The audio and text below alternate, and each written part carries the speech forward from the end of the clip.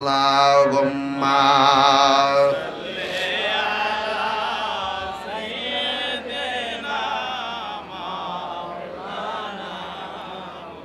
wa ala ali sayyidina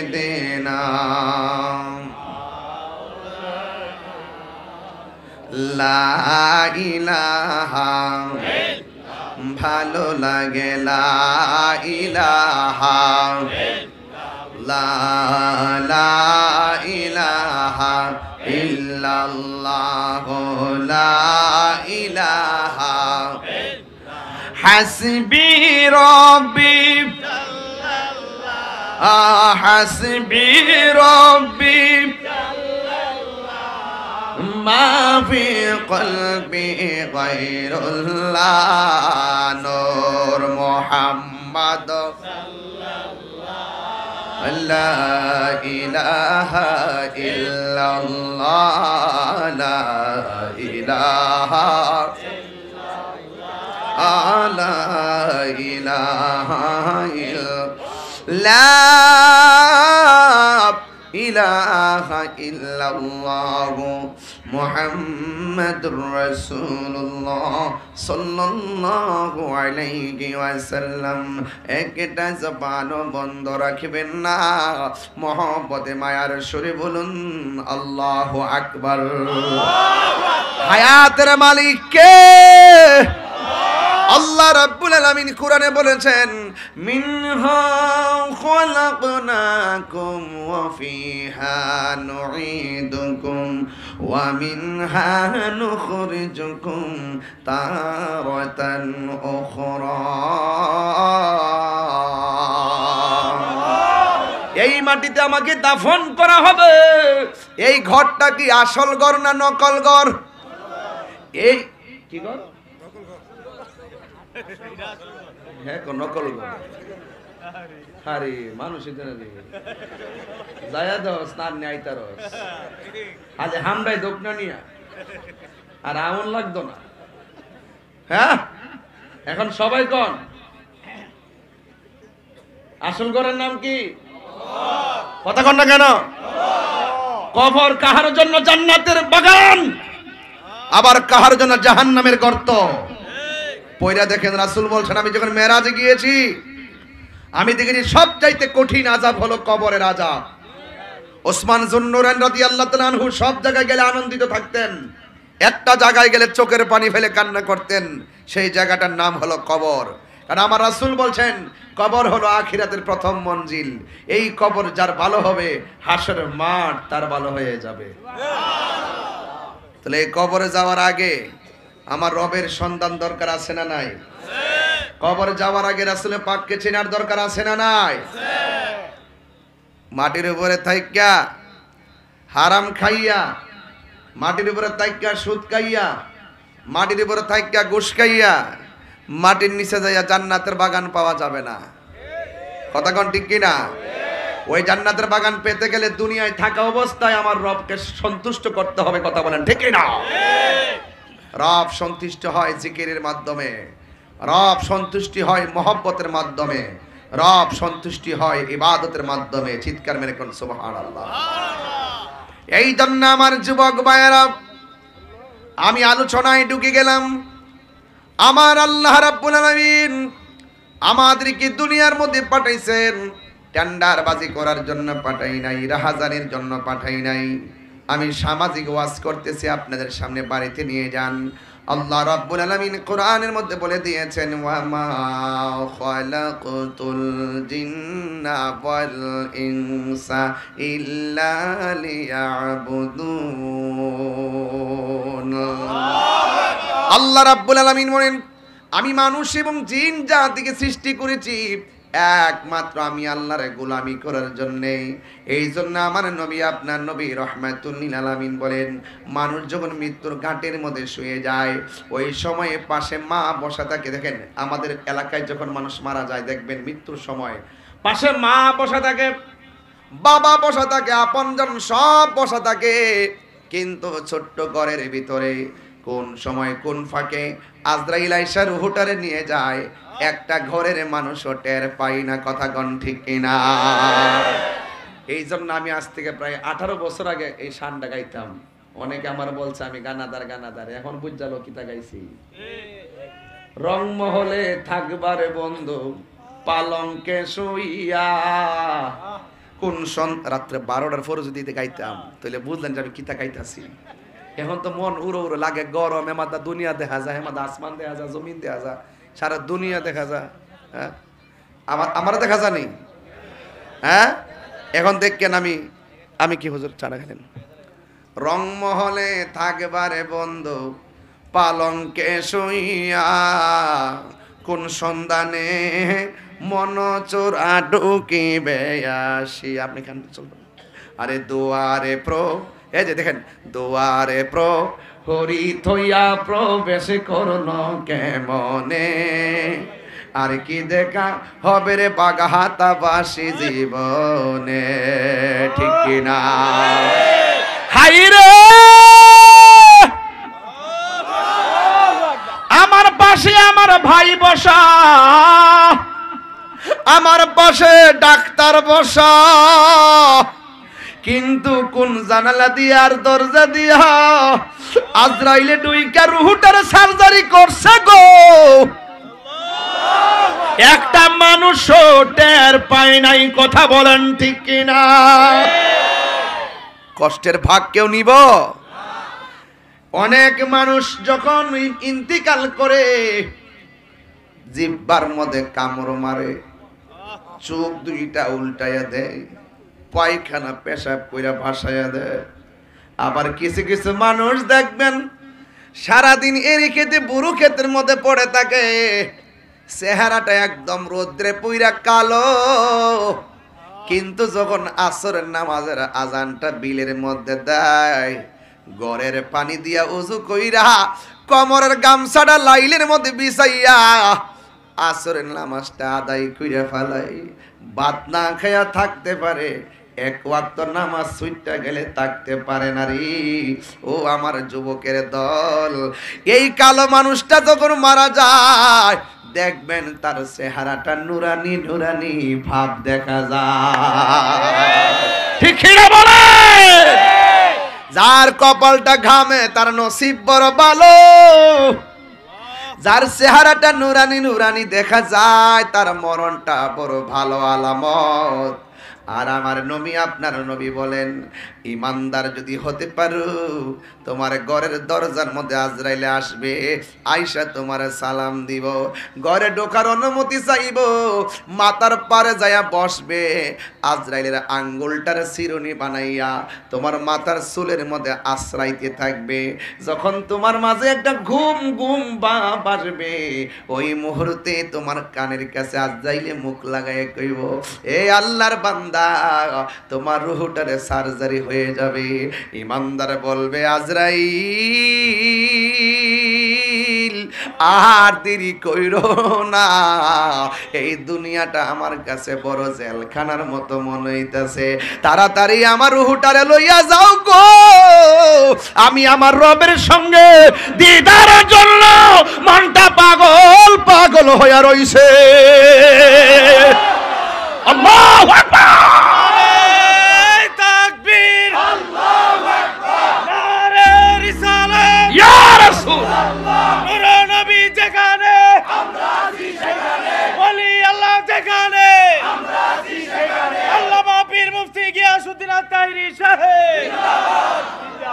সে যে নামে আজরাইল,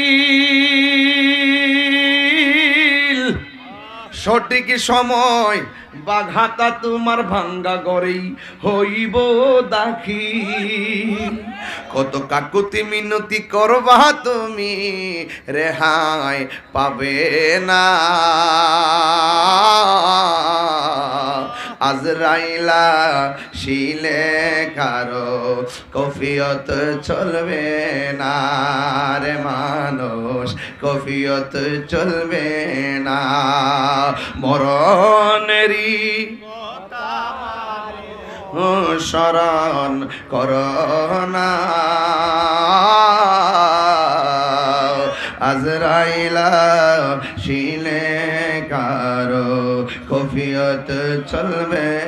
তোবা নামক গাছটি আছে, পাতায় পাতায় লিখা আছে মানুষের হায়াত। হাত তুলে বলো ঠিক কিনা বলো। আমার মরণ লেখা আসেনি আসেনি আসেনি।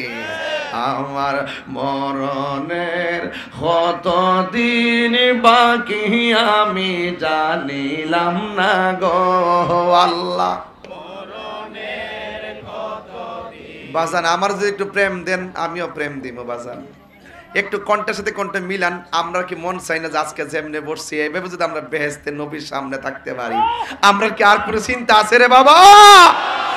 আর চিন্তা না রে বাবা, একটু কর না।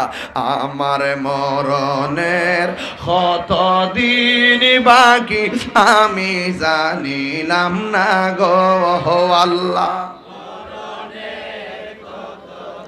এনে বাকি আমার মরণের আমি জানিলাম না গো আল্লাহ। মরণের কতদিন বাকি আর আজরাইল আসিলে কোন হস্তে দিবা দরি। আজরাইল আসিয়া যখন হস্তে দিবা দরি তখন আমার মনা ভাই হরবালু কালু কি আমি জানিলাম না গো আল্লাহ। মরণের আমার মরণের কতদিন বাকি আমি জানি ও আল্লাহ। মরণের কতদিন বাকি আর 40 দিনের আগে বাইরে মৌতের নিশানি। 40 দিনের আগে বাইরে মৌতের নিশানি। যে জায়গা যার মরণ লেখা সেই জায়গা সে মরে আমি জানিলাম না গো আল্লাহ। মরণের কতদিন বাকি আমার মরণের জানিলাম না গো আল্লাহ। মরণের কতদিন বাকি আমার মরণের কতদিন বাকি আমি জানিলাম না গো আল্লাহ। আল্লাহ দিন বাকি একটা জবানও বন্ধ রাখবেন না। আমরার মরণটা রমজান হোক আমরা চাই কি চাই না? হায়রে এই রমজান কার জন্য জানি? জীবনের শেষ রমজান হইতে পারে কি পারে না? আমার নবী আপনার নবী রহমাতুল লিল আলামিন বন্ধুরে ওই বলতেছে নাজরাইল বলবে তোমার রূহটা কবজ করতে চাই। এবার ইমানদারের রূহটা কবজ করার সময় যখন হাত দিব আমার আল্লাহ বলে ও ফেরেশতা একটা সুগন্ধির বোতল হাতে নে আর একটা সাদা কাপড় হাতে নে। আজরাইলের রূহটারে কবজ করব। রূহটারে সাদা কাপড় দিয়ে বাইন্ডিং কইরা উপরের দিকে একটা উড়াল দিবি। আর জোরে জোরে কন্যা আল্লাহু আকবার। ওই প্রেমিকের নজর যতটুকু যাই ঠিক কতটুকু দূরে ফেরেশতাটা দাঁড়ায়া থাকবো। আজরাইলের রূহটা কবজ করব রে বাবা। একটা গ্লাসের মধ্যে যতটুকু পানি আছে পানির শেষের যেই ফুটাটা চড়ে এমন ভাবে দেহ থেকে রূহটা ঠাস কইরা চলে যাবে। মার স্তন থেকে সন্তান দুধ পান কইরা ঘুমাইয়া গেলে যেমন টের পায় না, ইমানদার মৃত্যুর সময় যাররা পরিমাণ কোনো টের পাবে না। আল্লাহু আকবার বলেন। একেবারে পিপিলিকার কামড়ের মতো চাইতে আরো কম, একদম হালকাটা টাচ। সুবহানাল্লাহ। এবার ওই আজরাইল রূহ কবজ করার পর ওই ফেরেশতা হাতের মধ্যে কাপড় নিয়ে ইমানদার রুহটারে বাইন্ডিং করে আসমানে উড়াল দিব। প্রথম আকাশের ফেরেশতা বলবে, ও ফেরেশতা, এত সুগন্ধি কোথায় থেকে আসতেছে? ওই ফেরেশতা বলবে, এটা ইমানদারের রূহ নিয়ে যাচ্ছি। এই কথা বলার পরে প্রথম আকাশের ফেরেশতা সালাম দিব, দ্বিতীয় আসমানের ফেরেশতা সালাম দিব, তৃতীয় আসমানের ফেরেশতা সালাম দিব, চতুর্থ আসমানের ফেরেশতা সালাম দিব, পঞ্চম আসমানের ফেরেশতা সালাম দিব, ষষ্ঠ আসমানের ফেরেশতা সালাম দিব, সপ্তম আসমানের ফেরেশতা সালাম দিব। একটা আসমান একটার সঙ্গে কিন্তু লাগানো না। আমার আল্লাহ রাব্বুল আলামিন বলছেন, আল্লাযী খালাকাস সাবআ সামাওয়াতিন তিবাকা। একটা আসমান আর একটা আসমান থাকে থাকে আল্লাহ বানাইছে। একটা আসমান থেকে আর একটা আসমানে যাইতে 500 বছরের রাস্তা। ওয়ালাকাদ যায়্যানা সামাআদ দুনিয়া বিমাসাবিহ।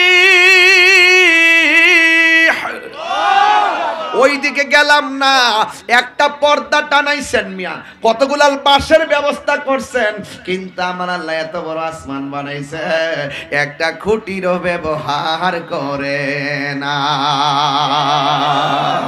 ওয়াজ বুঝেননি আপনারা ইনশাআল্লাহ? 7 আসমানের ফেরেশতা ইমানদার রূহটার সেলর দেয়। ও যুবক ভাইরা আমার, ইয়া আইয়াতুহান নাফসুল মুতমাইন্না ইরজিই ইলা রাব্বিকি রাদিয়াতাম মারদিয়া ফাদখুলি ফি ইবাদি ওয়াদখুলি জান্নাতি। সপ্তম আসমানটা যখন পাড়ি দিবে, আল্লাহ বলবে, ও ফেরেশতারা আর সামনে যাইস না রে, আমি আল্লাহ প্রেমিকের রূহটারে রাখার জন্য একটা বাড়ি বানাইছি। জোরে কোনা কি বানাইছে? ওই বাড়িটা কি? ওই বাড়িটার নাম হলো ইল্লিন। ওই দিক দিয়া দেখেন আল্লাহর রূহটারে জান্নাতের কাপড় দিয়া বাইন্ডিং করে নিয়ে গেছে। আর বাগহাতার মানিক মিয়ার বডিটারে বাইন্ডিং করার জন্য বানিয়া চং গেছে সাদা কাপড় কেনার জন্য, আতর আনার জন্য, লুবান আনার জন্য, সুরমা আনার জন্য, কসকো সাবান কেনার জন্য গেছে। আমি ওই দিন হিসাব করে দেখলাম সব মিলাইয়া আমার শেষের ড্রেসটার মূল্য হইল মাত্র 1100 টাকা। 1100 আরো কম, সব মিলাইয়া 1100। কাফনের কাপড় পুরুষের কয়টা? 3টা, মহিলাদের 5টা। এই কাপড় কেনার জন্য যাই। খেয়াল করেন, খেয়াল করেন ভাই, খেয়াল করেন। আমার বাপের আনুষ্ঠানিকতা যেটা হয়েছিল ঠিক এটা আমার আনুষ্ঠানিকতা হবে। আমার বাপ ইন্তেকাল করার সময় যেমন করে মাইকিং করছি, যেমন করে কাপড়ে কাপড় আনছি, বড়ই পাতার গরম জল করছি, কসকু সামান আনছি, কিলেল টিলেল আনছি, মসজিদ থেকে খাট আনছি, পালঙ্গে তুইল্লা জানাজার মাটি নিছি, মাটির দিকে কবর গিয়ে শোয়াই দিয়েছি, মাটি দিয়ে চলে এসেছি। এটা আমার জন্য অপেক্ষা করতেছে। কথা কোন ঠিক না বেঠিক? ওয়াজ না বুঝলার কিছু করার নাই। একবার বলছি, নিজের আগে চিনেন, নিজের আগে চিনেন। কে লইব আতর লোবান, কে লইবে ঝোল, কে লইব বরহি পাতার নয়ন জলে বুক ভাসে রে, কান্দে হায় হায় রে সবাই, হায় হায় রে। কই হায় হায় হায় চলে যাচ্ছে কবরে, কেউ যাবে না। আমার সুন্দর করে ওই গোসলখানায় নিয়ে যাবে, নতুন কাপড় টানবে। আমার পাঞ্জাবির মধ্যে পকেট আছে, কিন্তু আমার শেষ বিদায়ের ড্রেসের মধ্যে কোনো পকেট নাই। আমার পাঞ্জাবির কাপড়ের মধ্যে সেলাই আছে, শেষ কাপড়টার মধ্যে কোনো সেলাই নাই। এই দুনিয়ার মধ্যে একটা মানুষ দেখেন মারা যাওয়ার পর, কেন মুসলমান ধর্মটা সেরা ধর্ম। দেখবেন অন্যান্য ধর্মের মানুষগুলা যে শেষ বিদায় দিয়ে বড় কঠিন লাগে, আর আমার মুসলমানরা যখন মারা যায় কত মায়া। ঘরের মধ্যে আমার সুন্দর করে শোয়াইয়া উপরে একটা চাদর দিয়া রাখে, শাহাদাত পইরা পইরা মানুষে দেখায়, হাতের মধ্যে দইরা কে আস্তে আস্তে ধর, আস্তে আস্তে নামা। ওই গোসলখানার মধ্যে চতুর্পাশে একটা কাপড় টানায়, কাপড় টানায় ভিতরে লাশটারে ঢুকায়, বড়ই পাতার গরম জল দিয়া তারে গোসলটা দেওয়ায়। আমি প্রায় মাহফিলের মধ্যে বলেছি, এই দেশের মধ্যে আম পাতা, জাম পাতা, বড়ই পাতা আছে, কোন পাতা দিয়া তারে শেষ গোসলটা দেয় না। বড়ই পাতা দিয়া কেন জলটা গরম করা হয়। এই দুনিয়ার মধ্যে অনেক রঙের কাপড় আছে, লাল কাপড়, নীল কাপড়, হলুদ কাপড়, কোনো কাপড় শেষ বিদায়ের কাপড় হয় না। সাদা কাফন দিয়া কেন কাফনটা পরানো হয়, এই কথা দিয়ে আমরা বলতে সময় পাই না। এ আমার বাবারে,